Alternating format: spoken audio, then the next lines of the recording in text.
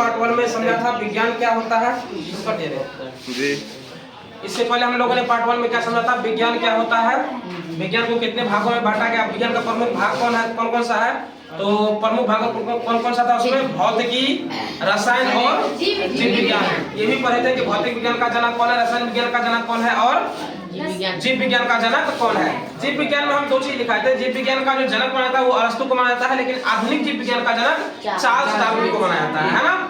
उसके बाद उसमें और भी पढ़े थे, डिग्री सेल्सियस टू फ़ारेनहाइट कैसे निकालते हैं या डिग्री सेल्सियस टू केल्विन कैसे निकालते हैं, ये सब पढ़े थे हम लोग। लेकिन आज पार्ट 2 में हम लोग थोड़ा सा और बेसिक क्वेश्चन में जाते हैं, समझते हैं दाब क्या होता है, ऊर्जा क्या होता है, भौतिक परिवर्तन क्या होता है, रासायनिक परिवर्तन क्या होता है, उसके बाद रासायनिक अभिक्रिया क्या होता है। इतना चीज को आज हम लोग कवर करने वाले हैं। तो सबसे पहले दाब देख लेते हैं। दाब किसको हम लोग कहते हैं, प्रति एकांक क्षेत्रफल पर लगने वाले बल को हम लोग क्या कहते हैं, दाब कहते हैं। और इसका ऐसा मात्रक क्या होता है, पास्कल होता है।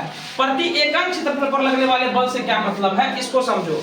जैसे एक देखो यहाँ पे नीचे में तुम लोग एक पॉइंट लिखा है कि बल बढ़ाने से दाब बढ़ता है। जरा एक बार तुम लोग खुद सोच करके देखो कि मान लो ये बुक है, ये बुक है, ठीक है, या फिर समझ लो कि ये किसी पे रखा हुआ है, तुम इस पे जितना जोर से बल लगाओगे प्रेशर उतना ज्यादा बढ़ेगा ना, इसका प्रेशर बढ़ेगा ना। एक दूसरा पॉइंट और तुमको लगा है कि संपर्क सतह का क्षेत्रफल बढ़ाने से दाब कम हो जाता है। संपर्क सतह क्या हमारा यही है ना, इसका अगर क्षेत्रफल बढ़ा दे तो क्या हो जाएगा, दाब कम हो जाएगा। इसका मतलब कि मान लो कि इसके नीचे कुछ शीशा का टुकड़ा रखा हुआ है, अगर इसमें हम कितना भी जोर से दबाएंगे तो हो सकता है वो ना टूटे। लेकिन अगर हम सोच लो कि इसका संपर्क सतह ही कम कर दे, जैसे मान लो ये मेरा हाथ है ना, इसकी जगह हम एक कील रख लें, मान लो एक कील रख लें और उस कील से दबाना की शुरुआत करें, तो क्या वो हल्का सा भी दबाने पर टूटना शुरू हो जाएगा कि नहीं होता है, होगा नहीं। इसका मतलब वहां पे क्या हुआ, बल कम लगा लेकिन दाब क्या हुआ, ज्यादा लगा। उसके नुकीलापन की वजह से क्या हुआ, दाब ज्यादा लगा। इससे क्या हुआ कि संपर्क सतह का क्षेत्रफल घटाने पर क्या हो गया, दाब बढ़ गया। उसी तरह से क्या है कि क्षेत्रफल कम होने से दाब क्या होता है, बढ़ता है। यही चीज बता रहे थे अभी, है ना। अब दूसरा पॉइंट है हमारा ऊर्जा। अच्छा एक बार बताओ, दाब को अंग्रेजी में क्या बोलते हैं हम लोग, प्रेशर बोलते हैं ना, क्या बोलते हैं, प्रेशर बोलते हैं। और प्रेशर इक्वल टू होता है F बटे, यहाँ पर P क्या है, F क्या है, A क्या है, ये भी हम तुम लोगों को लिख दिए हैं। P क्या है हमारा, दाब यानी कि प्रेशर, जिसको हम लोग बोलते हैं, इंग्लिश में क्या बोलते हैं, प्रेशर। F क्या है, फोर्स, जिसको इंग्लिश में हम लोग क्या बोलते हैं, फोर्स बोलते हैं, और हिंदी में क्या बोलते हैं, इसको बल बोलते हैं। यहाँ पे A क्या है, तो बल का संपर्क क्षेत्रफल। बल का संपर्क क्षेत्रफल, मान लो कि ये हाथ है ना, तो ये इतना दूर से जो बल लगा रहा है हमारा, तो ये क्या हमारा संपर्क क्षेत्र हुआ ना। तो ये वाले एरिया है ना, इस वाले एरिया की बात कर रहा है ये, तो उस बल का संपर्क क्षेत्रफल यानी कि एरिया, जिसको हम लोग इंग्लिश में कहते हैं। बात समझ में आई ना। चलो अब पढ़ते हैं ऊर्जा के बारे में, जिसको हम लोग एनर्जी बोलते हैं। ये सब बेसिक क्वेश्चन है जो तुम लोगों को हमेशा पूछे जाते हैं। लगभग तुम कहीं भी खड़े हो जाओ तो ये क्वेश्चन एक आध पूछ ही देता है कोई। अगर बोलो कि साइंस का स्टूडेंट है, पूछ देगा बताओ बल किसको कहते हैं, ऊर्जा किसको कहते हैं। तो बल तो हम पीछे ही क्लास में पढ़ चुके थे कि बल क्या होता है, असंपर्क बल क्या होता है, संपर्क बल क्या होता है, उसकी विशेषताएं भी हम लोगों ने देख लिया। बल लगा कर क्या परिवर्तन क्या सकता है ये भी देख लिया था। लेकिन अब थोड़ा सा दाब पढ़ रहे हैं, दाब के बाद हम लोगों को ऊर्जा पढ़ना है। तो ऊर्जा में क्या है, कार्य करने की क्षमता को हम लोग क्या कहते हैं, ऊर्जा कहते हैं। और इसका SI मात्रक क्या होता है, जूल होता है। क्या होता है, SI मात्रक जूल होता है। एक चीज और समझ लेना कि ऊर्जा को ना तो उत्पन्न किया जा सकता है ना ही नष्ट किया जा सकता है। जैसे मान लो कि हम चल रहे हैं तो क्या कर रहे हैं, अपने जो ऊर्जा को बदल रहे हैं, मतलब खाए तो कुछ ना कुछ ऊर्जा ग्रहण किए ना, अब क्या कर रहे हैं, चल करके उसको खत्म कर रहे हैं। मतलब जो खाया गया ऊर्जा उसको हम लोग क्या कर रहे हैं, गतिज ऊर्जा में खत्म कर रहे हैं। तो ऊर्जा को हमेशा कन्वर्ट किया जा सकता है, लेकिन उसको ना तो उत्पन्न किया जा सकता है और ना ही खत्म किया जा सकता है। किसी भी ऊर्जा को ना ही उत्पन्न किया जा सकता है और ना ही खत्म किया जा सकता है। ये चीज याद रखना, इसका मोस्ट इंपोर्टेंट पॉइंट ऊर्जा का यही है।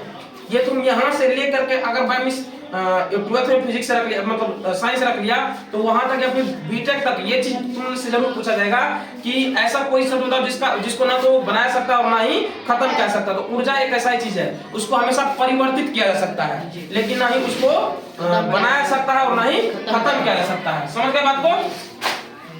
इसका अन्य मात्रक किलो जूल या कैलोरी भी होता है। जो इसका दूसरा मात्रक है वो तो या किलो जूल भी लिखते हैं या फिर हम लोग कैलोरी भी लिखते हैं। और एक कैलोरी बराबर क्या होता है, 4.184 जूल होता है। क्या होता है, 4.184 जूल होता है एक कैलोरी बराबर, ठीक है ना। अब अगला हम लोग का भौतिक परिवर्तन, जिसको हम लोग क्या बोलते हैं, फिजिकल चेंज बोलते हैं। क्या बोलते हैं, फिजिकल चेंज बोलते हैं। फिजिकल चेंज क्या होता है, वह परिवर्तन जिसमें किसी पदार्थ के आकार, रूप या अवस्था में बदलाव होता है, लेकिन उसकी रासायनिक संरचना, केमिकल कंपोजिशन जिसको हम लोग बोलते हैं, वो क्या रहती है, नहीं बदलती है। जैसे तुम लोगों को एग्जांपल देते हैं, जैसे तुमने गुब्बारा को फुलाया है, गुब्बारा को तुम फुलाओ, वो क्या होगा, उसकी आकृति में परिवर्तन आता है, आकार में परिवर्तन आता है ना। लेकिन जैसे फिर उससे उसको सटका दो, मतलब हवा निकाल दो उसमें से, तो पुनः अपने अवस्था में आता है ना, वह पुनः अपने अवस्था में आता है ना। तो इससे क्या हुआ कि उसका बदला तो, आकृति और आकार बदला तो जरूर, समझा, लेकिन उसका क्या होगा, पुनः वो उस अवस्था में आ गया, है ना। इसलिए हम उसको कौन सा परिवर्तन कहते हैं, भौतिक परिवर्तन कहते हैं। जैसे तुम रबर को देखो, रबर को खींचो, है ना, वो थोड़ा सा लंबा होगा, लेकिन फिर से उसको छोड़ दो, वो पुनः अपनी स्थिति में आता है ना। इसको हम लोग कौन सा परिवर्तन बोलेंगे, भौतिक परिवर्तन बोलेंगे। इसकी विशेषताएं क्या है, तो ये नए पदार्थ का निर्माण नहीं करते हैं, ये जो है नए पदार्थ का निर्माण नहीं करते हैं। परिवर्तन क्या होता है इसमें, वो अस्थायी होता है, अस्थायी नहीं होता है, पुनः वो अपने जगह पे वापस आ सकता है, ठीक है। रासायनिक गुण नहीं बदलते, इस परिवर्तन को उल्टा कह सकता है। इस परिवर्तन को उल्टा कह सकने का मतलब क्या हुआ कि गुब्बारा को ऐसे सटका दिए, फिर से उसमें हवा भर दी, फिर से फूल गया, है ना। तो दोबारा इसको हमेशा उल्टा और उलट पलट किया जा सकता है ना। अब अगला हम लोगों का रासायनिक परिवर्तन, जिसको हम लोग क्या बोलते हैं, केमिकल चेंज बोलते हैं। क्या बोलते हैं, केमिकल चेंज बोलते हैं। तो इसमें क्या है कि वह परिवर्तन जिसमें किसी पदार्थ का रासायनिक संगठन यानी कि केमिकल कंपोजिशन, इसमें क्या होता है कि बदल जाता है और एक या अधिक नए पदार्थ का बनता है इसमें। तो केमिकल चेंज में ये होता है कि इसमें नए पदार्थ का निर्माण होता है। इसमें क्या होता है, रासायनिक अभिक्रिया पर इसमें नए पदार्थ का निर्माण होता है और एक या एक से अधिक निर्माण होता है, ठीक है ना। जैसे विशेषता इसका देख लो कि नया पदार्थ तो बनता ही है, इसमें क्या होता है, रासायनिक परिवर्तन में नए पदार्थ बनते हैं। ये तुम हमेशा दिमाग में बैठा लेना कि जब भी रासायनिक परिवर्तन होगा तो क्या होगा, नया पदार्थ बनेगा। इसका परिवर्तन अस्थायी होता है, ये एक बार परिवर्तित तो हो गया तो दोबारा उसको हम अलग नहीं कर सकते, वो हो गया, ठीक है। इस परिवर्तन को उल्टा नहीं कह सकता। अब एक चीज और समझ लो यहाँ पर, इस परिवर्तन इसका परिवर्तन अस्थायी होता है, ये तुम याद तो करो, लेकिन एक बात ये भी ध्यान रखना कि कुछ ऐसे भी जगह है जहां पर इसको उल्टा किया जा सकता है, इस परिवर्तन को बदला जा सकता है, समझ गए ना। इस परिवर्तन को उल्टा नहीं कह सकता, रासायनिक गुण बदल जाते हैं। इसका जो, जैसे मान लो कार्बन ऑक्सीजन के साथ संपर्क किया तो क्या बना लिया, कार्बन डाइऑक्साइड। अब कार्बन डाइऑक्साइड जब बना लिया तो इसका क्या हुआ, रासायनिक गुण बिल्कुल चेंज हो गया, क्योंकि वो कार्बन अलग था, ऑक्सीजन अलग था। ऑक्सीजन हमारे लिए लाभदायक था, लेकिन कार्बन हमारे लिए लाभदायक नहीं था। कहीं कहीं पे था भी, लेकिन हमारे लिए लाभदायक प्रॉपर नहीं था। तो अब दोनों जब संपर्क में आ गया तो क्या बना लिया, कार्बन डाइऑक्साइड, जो हमारे शरीर के लिए क्या होता है, अत्यंत ही हानिकारक होता है, ठीक है। इसमें गैस बनते हैं, रंग बदल जाते हैं, तापमान में परिवर्तन या गंध आना इसका संकेत है। तापमान में जैसे ही परिवर्तन हुआ या गंध आने का जैसे ही संकेत मिला तो उसका मतलब क्या हो गया कि रासायनिक परिवर्तन हो चुका है ना। इसका मतलब ये हुआ कि रासायनिक परिवर्तन हो चुका है, ठीक है। अब है अगला रासायनिक अभिक्रिया, जिसको हम लोग केमिकल रिएक्शन बोलते हैं। क्या बोलते हैं, केमिकल रिएक्शन। रासायनिक अभिक्रिया क्या होता है, तो जब दो या दो से अधिक पदार्थ रासायनिक रूप से परस्पर क्रिया करके एक या अधिक नए पदार्थ बनाते हैं तो इस प्रक्रिया को हम लोग क्या कहते हैं, रासायनिक अभिक्रिया कहते हैं। अब ये देखो, दो या दो से अधिक पदार्थ जब आपस में अभिक्रिया करते हैं ना, तो तब जाकर के वो एक नए पदार्थ का निर्माण करते हैं, तो इसी को हम लोग क्या कहते हैं, रासायनिक अभिक्रिया। ये तुमको रासायनिक परिवर्तन और अभिक्रिया थोड़ा सा सेम लग रहा होगा, है ना। वो हम अगले क्लास में डिस्कस करेंगे और डिटेल्स में, लेकिन अभी समझ लो इसको कि ये क्या करते हैं, जब दो या दो से अधिक पदार्थ रासायनिक रूप से परस्पर एक दूसरे से क्या करते हैं, अभिक्रिया करते हैं, तो क्या करते हैं, नए पदार्थ का निर्माण करते हैं, है ना। उसी को हम लोग क्या कहते हैं, रासायनिक अभिक्रिया करते हैं। अच्छा, रासायनिक अभिक्रिया करते हैं, ये तो समझ में आ गई। एक चीज और समझो, इसमें दो हम पॉइंट लिखा है। एक लिखा है अवयव, रिएक्टेंट जिसको बोलते हैं, एक लिखा है उत्पाद, प्रोडक्ट पदार्थ, प्रोडक्ट जिसको बोलते हैं। जैसे हम क्या बोलेंगे, कार्बन ऑक्सीजन के साथ संयोग करके क्या बनाता है, कार्बन डाइऑक्साइड बनाता है ना। क्या बनाता है, कार्बन डाइऑक्साइड बनाता है।